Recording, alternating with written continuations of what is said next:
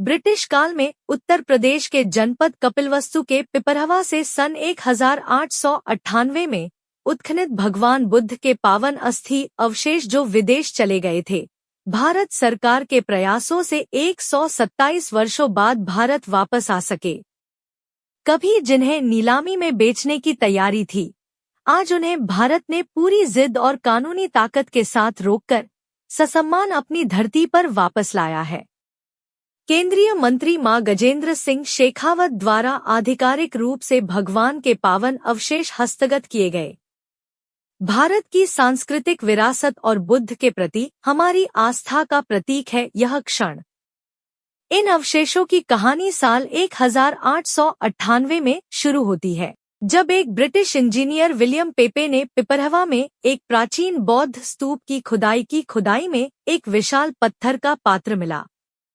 इसमें भगवान बुद्ध की हड्डियों के अवशेष, क्रिस्टल और सोपस्टोन की पवित्र कलशियां और रत्नों व आभूषणों से भरे चढ़ावे थे। इनमें से अधिकतर रत्न और आभूषण जैसे 1800 से अधिक मोती, माणिक, नीलम, टोपाज और सुनहरी चादरें कोलकाता के म्यूजियम में रखे हुए थे।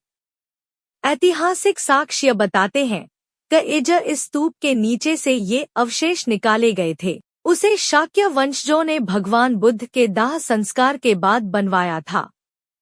ब्रिटेन कैसे पहुंचे ये अवशेष?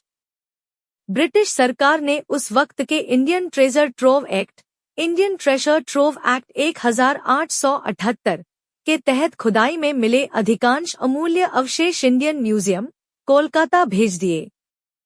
लेकिन खुदाईकर्ता विलियम पेपे को कुछ रत्न और पात्र अपने पास रखने की अनुमति दी गई जो बाद में उनके परिवार के पास रह गए। अब पेपे का वंशज क्रिस पेपे इन पवित्र रत्नों को सोथबाय नाम की संस्था के जरिए नीलाम करने जा रहा था। जैसे ही भारत को इन रत्नों की नीलामी की खबर मिली, 5 मई 2024 को संस्कृति मंत्रालय ने कानूनी नोटिस जारी किया। सरकार का कहना था कि ये अवशेष भारत और वैश्विक बौद्ध समुदाय की अमूल्य धार्मिक और सांस्कृतिक धरोहर हैं।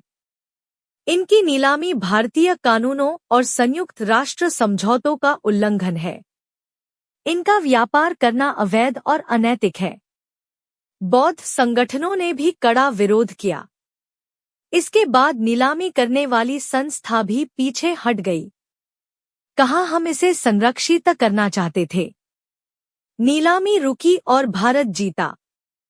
भारत के सख्त रुख के आगे नीलामी करने वाली एजेंसी को झुकना पड़ा। नीलामी टाल दी गई और पिपरहवा रत्नों को भारत लौटाने की प्रक्रिया शुरू हुई। आज वे रत्न, जिनकी कीमत 100 करोड़ से भी ज्यादा लगाई गई थी, धार्मिक सम्मान के साथ अपने देश लौटे हैं। अब ये राष्ट्रीय संग्रहालय, नई दिल्ली और पिपरहवा बुद्ध मंदिर में सुरक्षित रखे गए हैं।